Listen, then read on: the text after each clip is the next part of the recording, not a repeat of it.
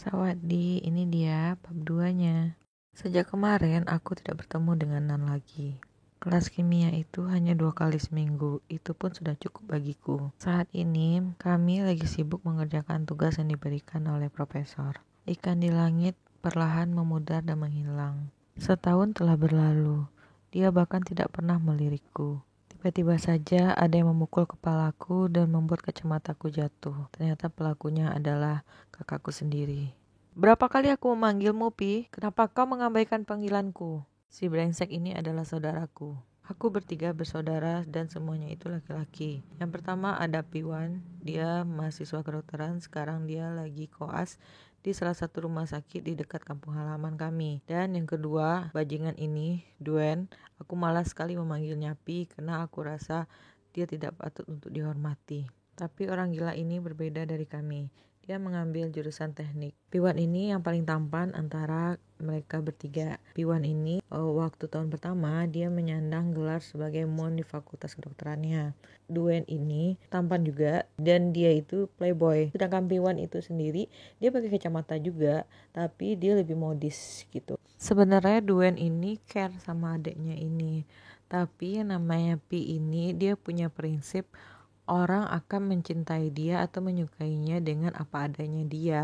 Jadi makanya itu dia nggak mau merubah penampilannya, disuruh potong rambut sama Duen. Alasannya dia nggak punya waktu buat potong rambut. Kemudian dia pakai kawat gigi dan itu yang maksa adalah Duen untuk meriksakan kawat giginya ke dokter.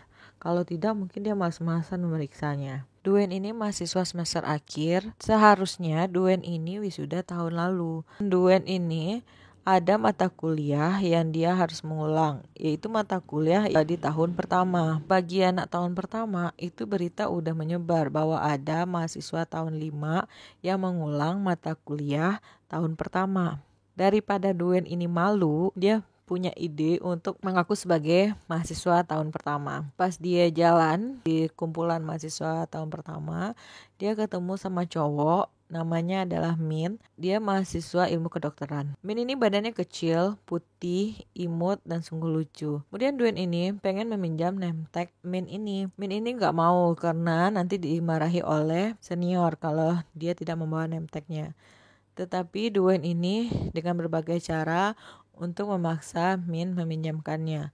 Tolong pinjamkan 1 jam saja, nanti akan aku kembalikan nemtekmu ini. Min ini masih tidak mau, tapi karena dia takut dengan Duen, akhirnya dia meminjamkannya. Kemudian Duen menggunakan nemtek ini gantungkan ke lehernya, jadi dia berpura-pura sebagai Min, mahasiswa ilmu kedokteran. Mulai deh tuh Duen tebar pesona ke mahasiswi tahun pertama. Semenjak perkataan Duen kepada Pi mulai berpikir untuk merubah penampilannya. Dia membongkar isi lemarinya untuk mencari pakaian yang menurutnya lebih bagus dari biasanya. Setelah dia periksa, ternyata pakaiannya itu tidak lain dari kemeja atau kaos berkerah. Tiba-tiba Duen masuk ke kamarnya. Duen ingin mengajak Pi untuk pergi ke klub bersamanya. Apa yang sedang kau lakukan?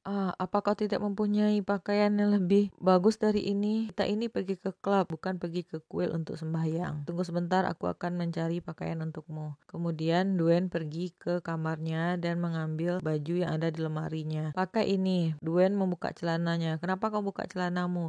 Pakailah celanaku ini. Untuk pakaian enggak masalah, tapi untuk celana pasti aromanya tidak enak. Pakai saja, yang penting membuatmu tampan. Waktu sudah menunjukkan jam 9 lewat. Akhirnya mereka berdua pergi ke klub dan saat nyampe di klub, Pi ini sangat antusias karena ini adalah pertama kalinya dia menginjakkan kaki ke klub. Kemudian dia melihat teman-temannya di sudut klub dan dia pergi ke arah temannya.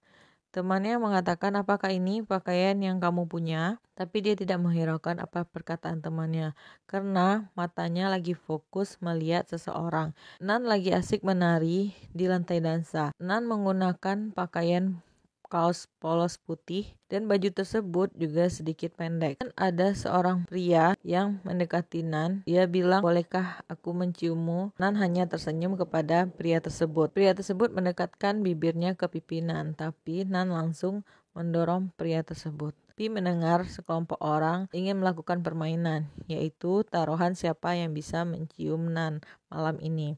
dia akan mendapatkan uang sebesar 10.000 baht, yaitu sekitar 4,5 sampai 5 juta rupiah. Tapi saat mendengar itu, dia bilang, apa-apaan ini, permainan macam apa itu? Apakah aku harus ikut dalam permainan ini?